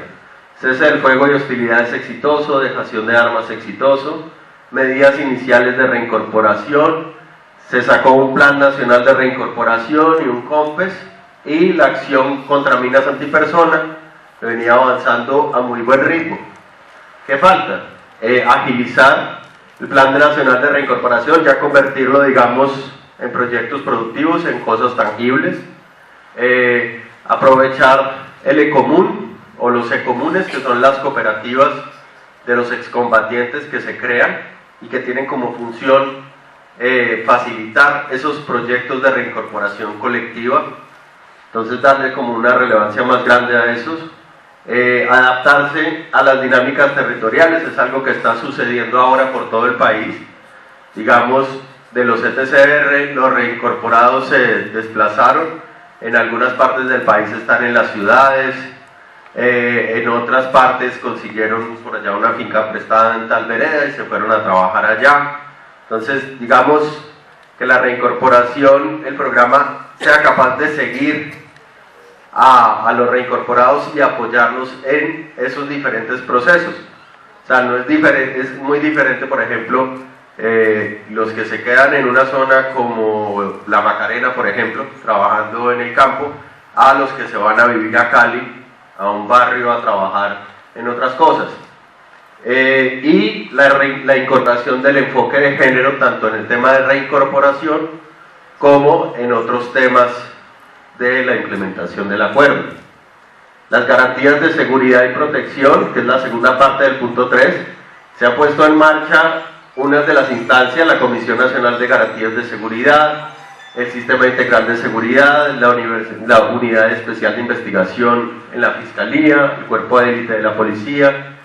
Hay una política de sometimiento de organizaciones, pero ¿qué falta? Aplicar ya esas medidas integrales de protección, seguridad y justicia para proteger a los líderes sociales, las comunidades y los reincorporados. Programa integral de protección de excombatientes, la protección colectiva para la situación humanitaria en algunas regiones del país que están viviendo una situación de violencia y de inseguridad realmente muy complicada, como el Pacífico Sur, el Urabá, Catatumbo, algunas partes del Cauca, de Antioquia. La sostenibilidad de todo este esfuerzo, que es algo a lo que se le tiene que poner recursos, y ser capaz de atender la transformación que han tenido esos grupos armados, ¿sí? Cómo ha cambiado, digamos, ese paisaje del conflicto una vez que salen las FARC como actor armado. El punto 4, soluciona el problema de las drogas ilícitas, 39% no iniciado, 45%, yo creo que esto ya se movió un poquito hacia este lado, a donde va a disposiciones en implementación mínima, o sea que ya empezaron. Avances, dentro del PENIS esta cifra es vieja, ahora sabemos que son unas 100.000 familias más o menos a nivel nacional, de campesinos, cultivadores de coca sobre todo, que se han comprometido, han hecho un compromiso individual o colectivo para sustituir. Si ustedes ven la historia de los programas de sustitución en el país, esto es 5, 10 veces más grande de lo que se había intentado alguna vez. Los programas anteriores eran muy puntuales, habían algunos que ni siquiera trabajaban con las familias que sustituían, sino que se enfocaban más en prevenir que otras familias cultivaran. En ese momento iban 25.000 hectáreas, creo que ya van como 40.000 que se han erradicado voluntariamente, o sea, por los mismos cultivadores después de hacer un acuerdo voluntario con el gobierno. Hay una estrategia de prevención del consumo que también está en el acuerdo, que está empezando, y acuerdos de colaboración para la judicialización, esto en la tercera parte de ese punto, que tiene que ver con la persecución del narcotráfico, digamos de los eslabones grandes de la cadena del narcotráfico. Los retos y dificultades: ampliar el alcance del programa Formalizar para Sustituir, que es un programa que busca formalizar los predios de los cultivadores que entran a la sustitución. Eso es, por ejemplo, un problema aquí en el Caquetá, la informalidad en la tenencia de la tierra, y lo que se ha encontrado es que el tener un título formal disminuye la vulnerabilidad a tener cultivos de uso ilícito, por varias razones. Por un lado, la seguridad legal que da, pero por el otro lado, si usted tiene un título formal, es más probable que pueda acceder a beneficios o a créditos o a programas que benefician a los agricultores. Ampliar la lucha contra otras partes de la cadena de valor del narcotráfico, por ejemplo, el tema de los insumos, el tema del lavado, ¿sí? La articulación interinstitucional, por ejemplo, entre el tema del programa de sustitución y los PEDET, que realmente anden por el mismo camino junticos, como deben ser. Digamos, el programa de sustitución lo que logra es hacer un cambio en el tiempo corto, ¿sí? La gente deja de cultivar, empieza a cultivar otra cosa, pero digamos, si no hay una transformación regional de un tamaño más grande, esos resultados que se consiguen no son sostenibles. Me refiero, por ejemplo, a los temas de infraestructura, electrificación, vías. Cuando uno habla pues con las personas en proceso de sustitución, dicen sí, yo me comprometo, lo hago, pero la gente tiene miedo de que esos nuevos productos no tengan vías para sacarlos y comercializarlos a unos precios que sean competitivos. Para eso es muy importante la articulación. La seguridad: hay regiones del país donde los grupos armados o le prohíben a la gente participar en la sustitución o los amenazan. Hay otros casos en que les cobran un porcentaje de lo que reciben, por ejemplo. Entonces, digamos, lograr que esas comunidades que están en proceso de sustitución y esos líderes tengan un nivel de protección que les permita, digamos, dar ese salto, dar ese paso. Una ley de tratamiento penal diferencial, que es de lo que falta pasar por el Congreso, y el tema de la corresponsabilidad internacional, que en el acuerdo se busca que Colombia tenga un papel activo en que, digamos, el tema global de las drogas sea manejado desde una perspectiva científica y de derechos humanos, ¿sí? O sea, basada en la evidencia, ¿sí? Que en tratar de bajarle, digamos, a lo que es el prejuicio, el estereotipo, el moralismo, y empezar a buscar soluciones que estén enfocadas en lo que muestran los datos empíricos. Punto 5, el acuerdo sobre las víctimas. Tenemos más o menos un 52% que ha comenzado. Entre los avances está la JEP, que ya empezó sus primeros casos, la Comisión del Esclarecimiento de la Verdad, que empezó a trabajar, la Unidad de Búsqueda de Personas Desaparecidas, y actos de reconocimiento de responsabilidad. En eso hemos visto actos de las FARC, momentos en que piden perdón, actos de reconocimiento del Estado, algunos eventos públicos de reconciliación entre diferentes comandantes, por ejemplo, de las FARC o los paramilitares. Eso ha sucedido en varias partes del país. Retos: implementar el sistema de defensa, ¿sí?, de las personas que están en la JEP. El acuerdo habla de un ajuste a la ley de víctimas, digamos, que amplíe y mejore la ley.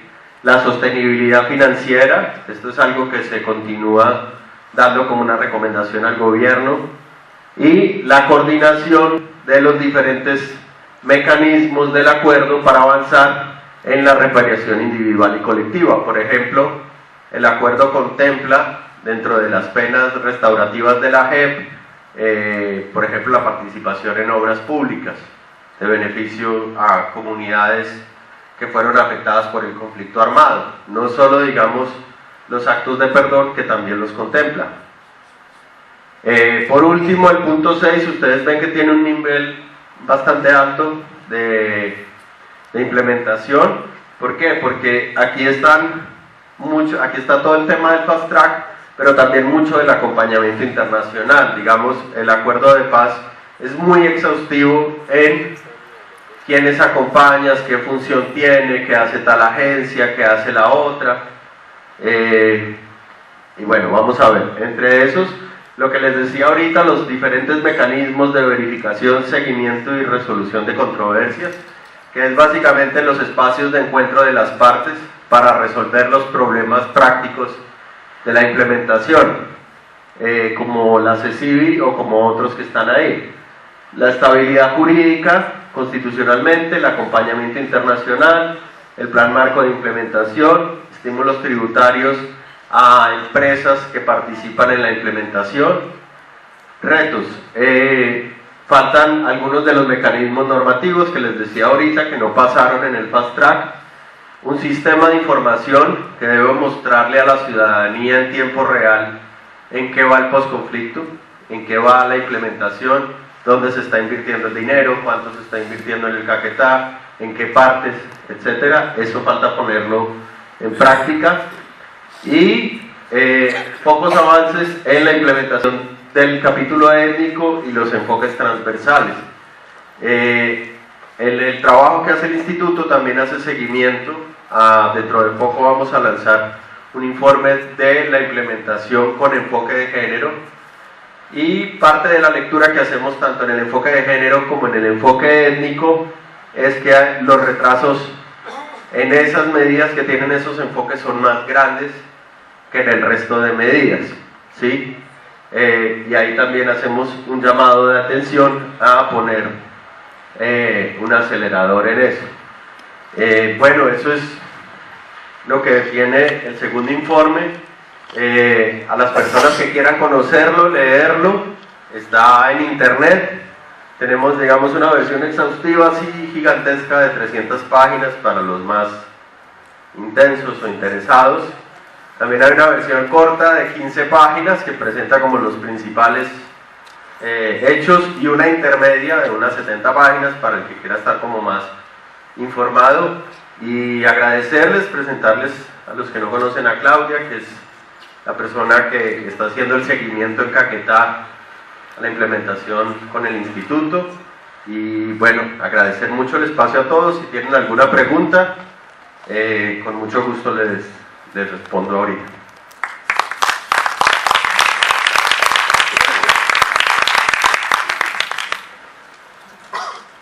Bueno, agradecemos a Felipe su muy interesante presentación del informe. Ya habíamos algunos oído la presentación del primer informe el año pasado en Cali, la invitación del SUE, en la Universidad del Valle. Este es el segundo informe. Tenemos unos minutos para preguntas, pero antes de esas preguntas del público quisiera yo hacer una observación muy pequeña, y es la siguiente: es que las dos intervenciones que se han hecho en el día de hoy nos permiten hacer una reflexión que tiene que ver con lo que pudiéramos llamar el largo aliento, y es la necesidad, por lo menos así lo veo yo, que tenemos quienes somos amigos de los acuerdos, de defenderlos, de que salgan adelante, porque tenemos desde nuestras diferentes posiciones que ejercemos en el trabajo, en la familia, etcétera, como ciudadanos, tenemos un deber, una obligación ética y política de que los acuerdos salgan adelante. Y lo digo repitiendo una cosa que se ha venido diciendo desde hace un tiempo en el país. Y esto lo digo no tanto pensando en intereses personales, sino en el futuro de Colombia y en las nuevas generaciones. Miren, amigos míos, hay en Colombia enemigos muy fuertes de que los acuerdos se cumplan, muy poderosos, dentro y fuera del actual gobierno, muy poderosos. No pudieron impedir la firma de los acuerdos, pero quisieran que la implementación fracasara. Y tienen algunos puntos de honor.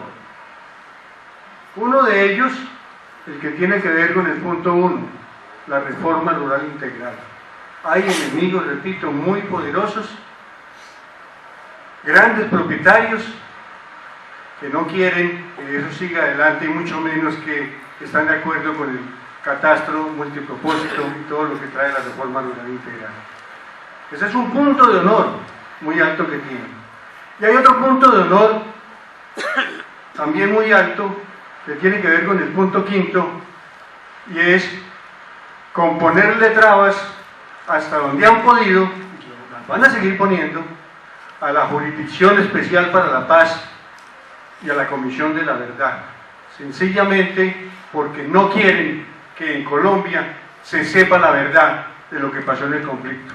Y eso es el llamado que estoy haciendo desde acá, para que como ciudadanos, si ustedes quieren como padres, hermanos, abuelos, como ciudadanos, pensemos en el futuro de Colombia y tratemos de impulsar y de apoyar hasta donde no sea posible la implementación de esos acuerdos. Bueno, se abre el espacio, tenemos unos minutos para preguntas, entonces quienes estén interesados en las preguntas, con mucho gusto. Es que como nos quedamos sin muchos asesores en el día de hoy, entonces me toca patinar esto.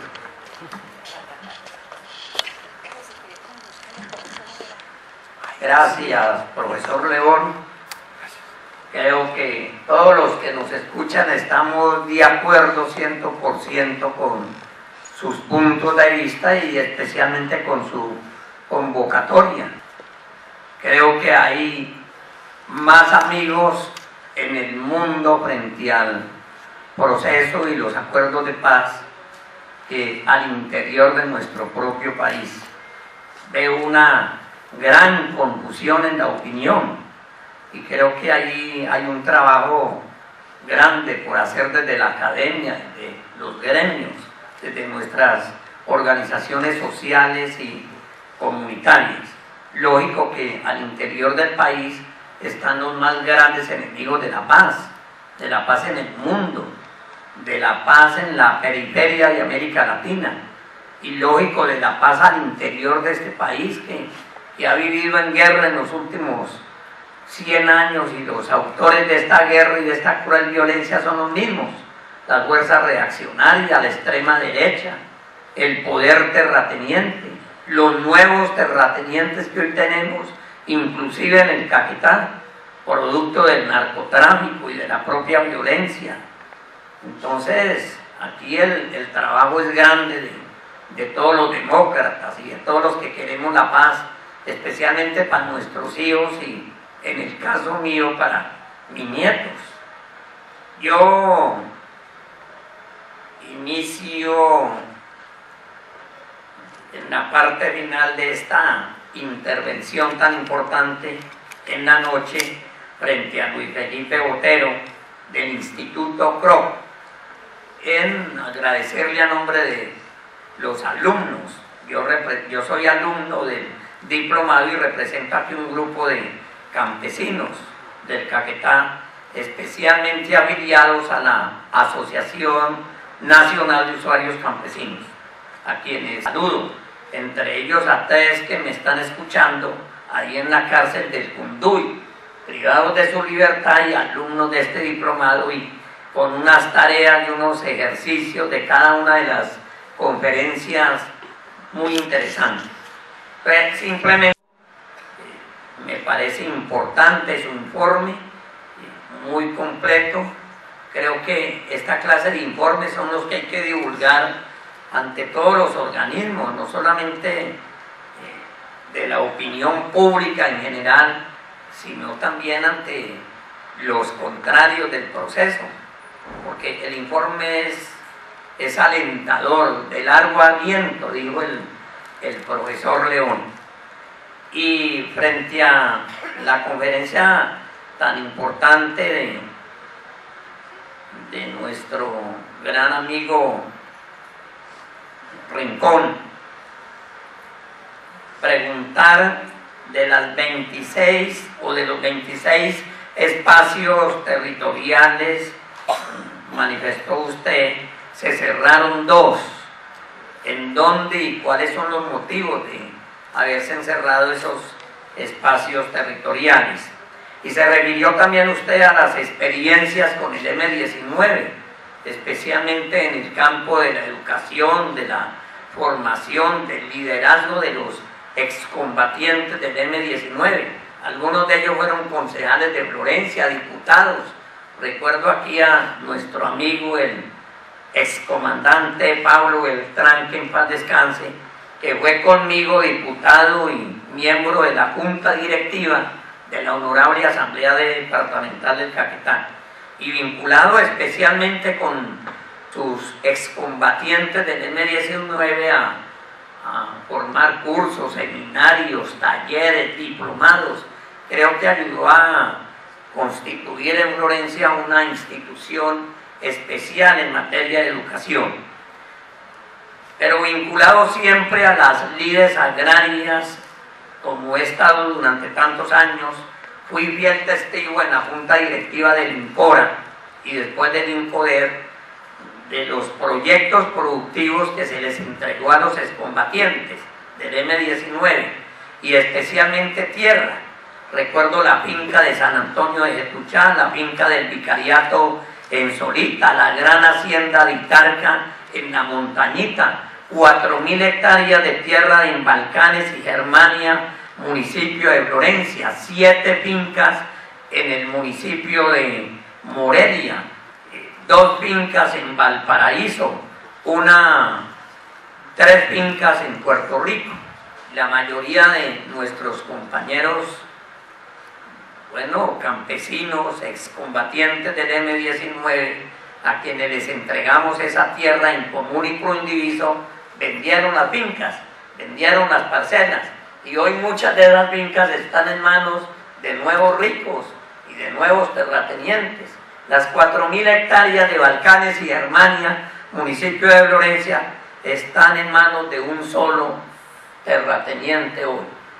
Entonces mi pregunta, doctor Rincón, es la siguiente: el gobierno nacional y la agencia a su cargo en el país y en el Caquetá tienen una estrategia de prevención, de prever, digamos, frente a los excombatientes de las FARC, esta clase de problemas, porque es que también vendieron las tierras porque no tenían los proyectos productivos, no tenían vivienda, electrificación, caminos, puentes, asistencia técnica, política de mercadeo y comercialización a sus productos, apoyo en la educación, en la salud, en la seguridad de los excombatientes del M-19 en esas fincas, que todo el mundo lo seguía tratando no solamente de guerrilleros, sino de chusma, de delincuentes.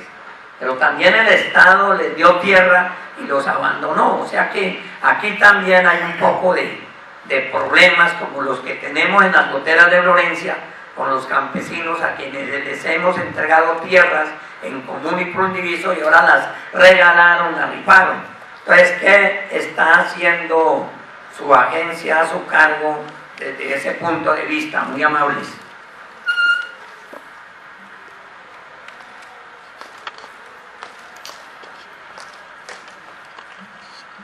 Buenas noches.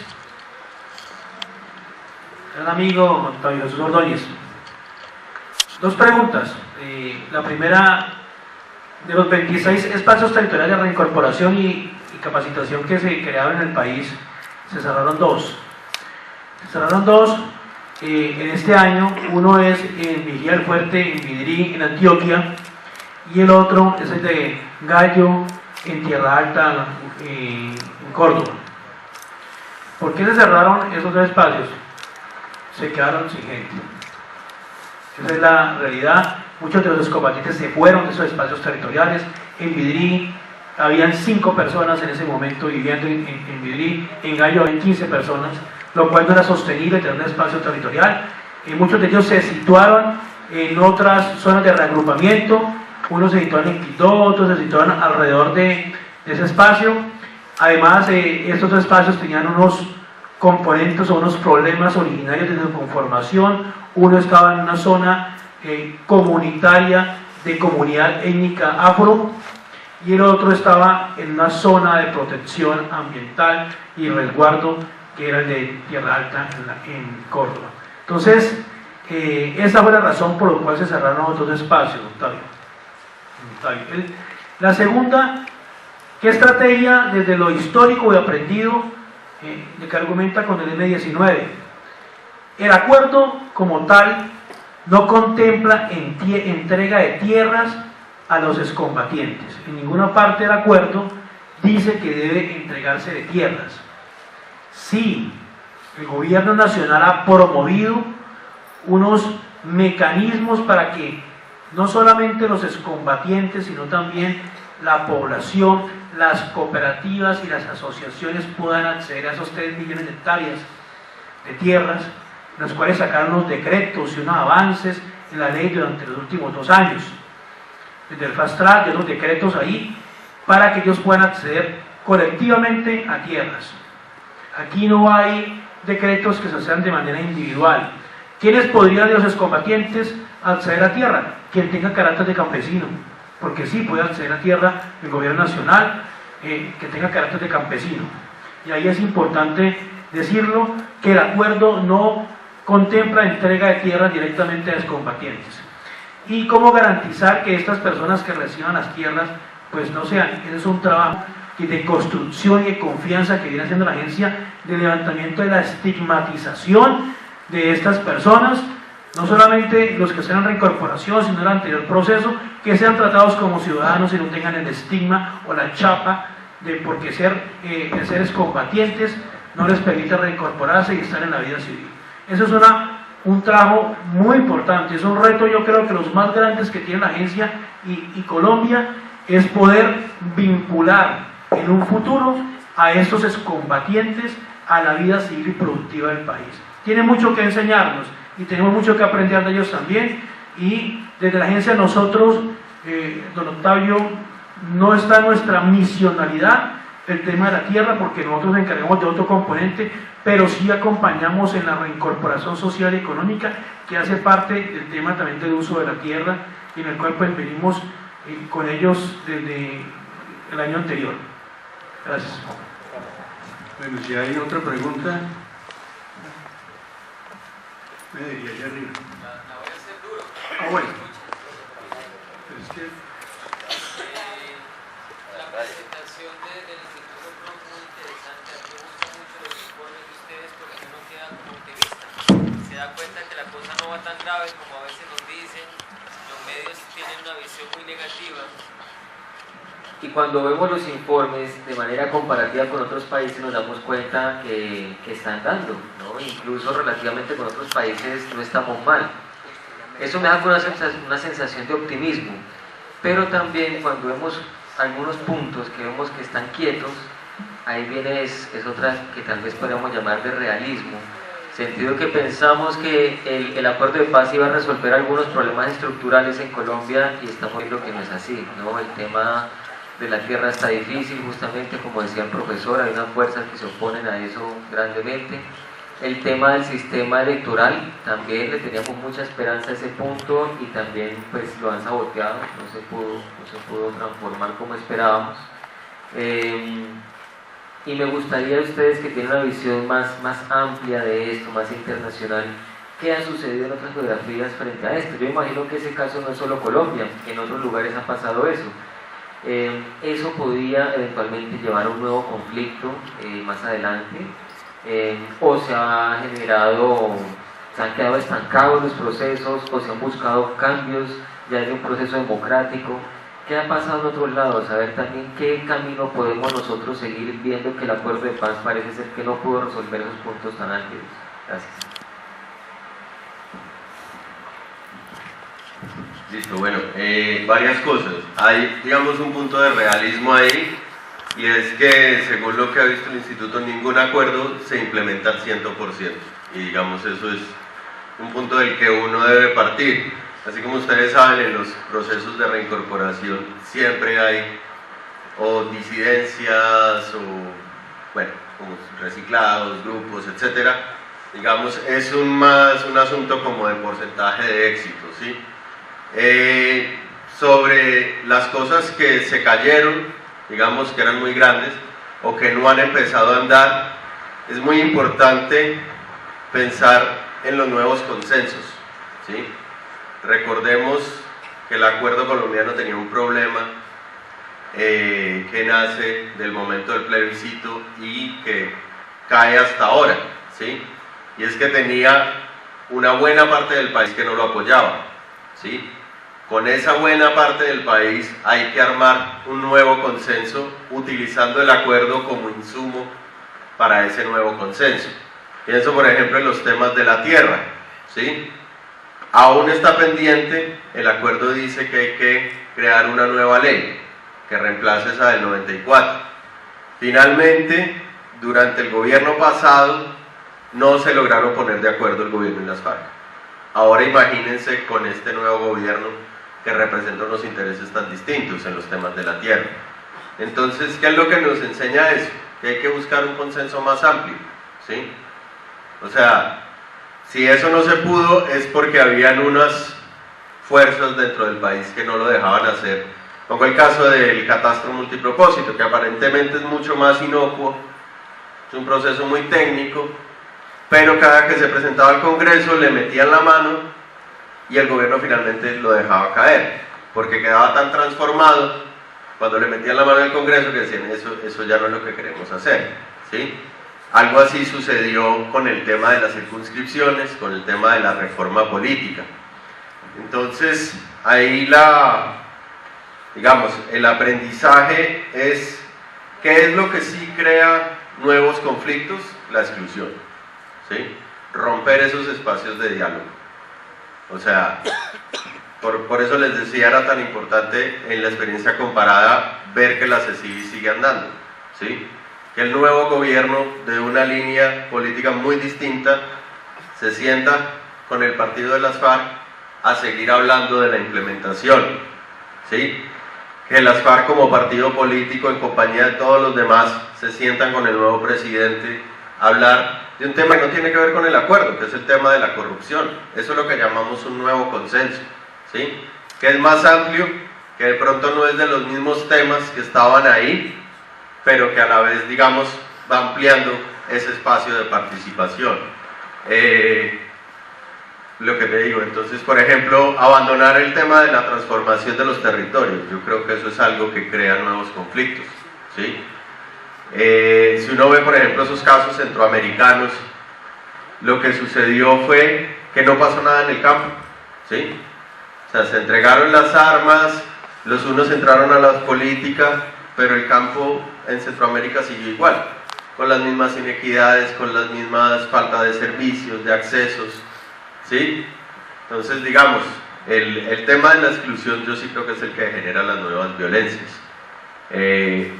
Los temas políticos, desde que se siga en el diálogo y en la negociación, se llega a nuevos puntos de acuerdo con nuevos actores que no estaban en esa primera negociación. Entonces creo que eso es un poco lo que nos muestra ahí la experiencia internacional.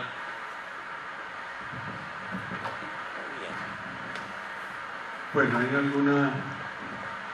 Bueno, antes de...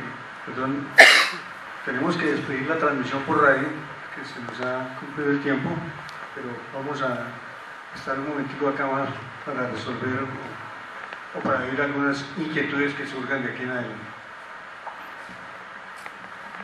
Buenas noches. Para el señor Luis Felipe, gracias por esa claridad en todos los puntos. me queda algo, una duda que tengo grande sobre los PD.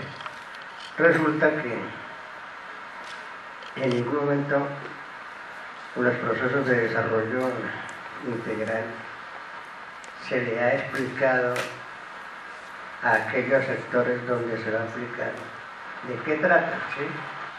Y se ha priorizado mucho, se ha buscado, como siempre, mediatez para las cosas, que creo que si ya esos están ya en las arcas municipales, para mí están muy incompletos y muy poco ceñidos a la realidad de lo que verdaderamente necesita el campo, lo que verdaderamente necesita un desarrollo integral real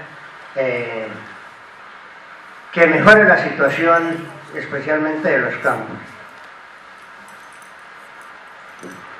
Y para el señor Hugo Rincón, las familias que viven a los alrededores de los centros de concentración, llamémoslo así, ¿en qué han sido beneficiadas? ¿Sí? Porque creo que todas estas personas han sufrido los rigores de la guerra, los rigores de la violencia, y debieran de ser también beneficiados como son beneficiados los reinsertados. Y lo otro, hablaba usted del COMPES 39-39, si no estoy mal, y decía de 14 años de vigencia, y le alcancé a escuchar, no sé si fue mal, que se pasaba, terminaba eso, iban otros 14 años más, otra implementación de 14 años más. Entonces, esos 3 puntos serían.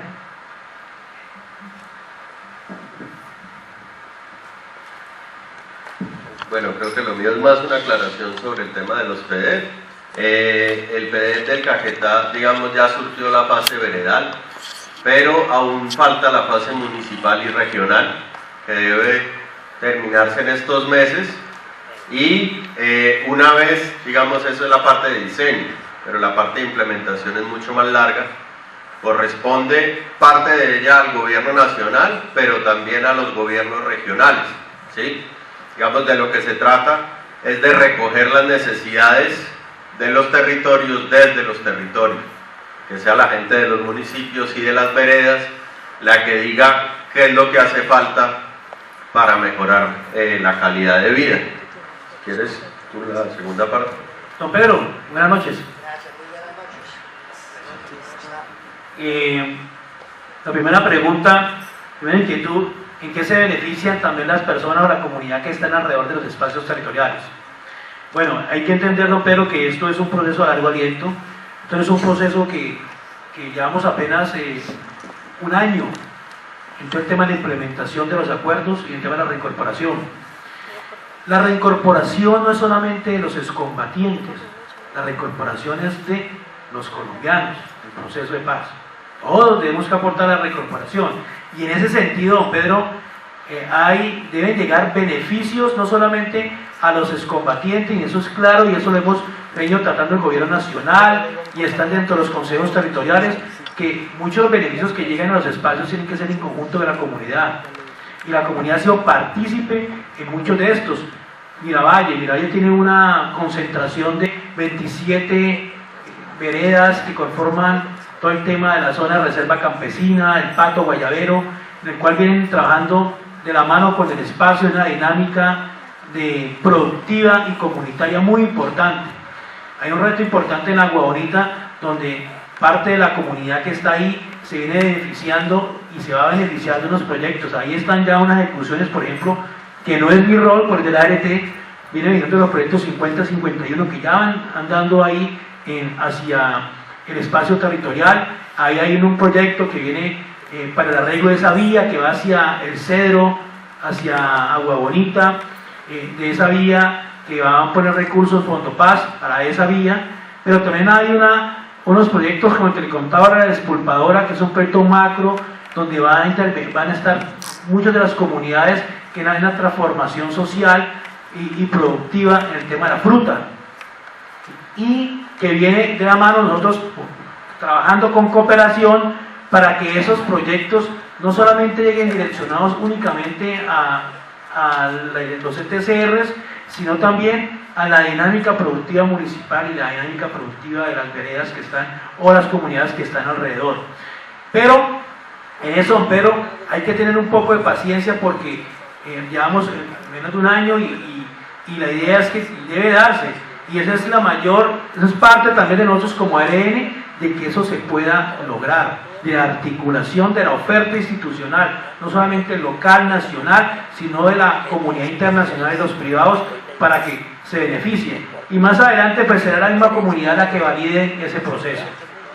En la segunda pregunta, en el tema del COMPES, el COMPES tiene una duración de 8 años, que se puede validar hasta 14 años.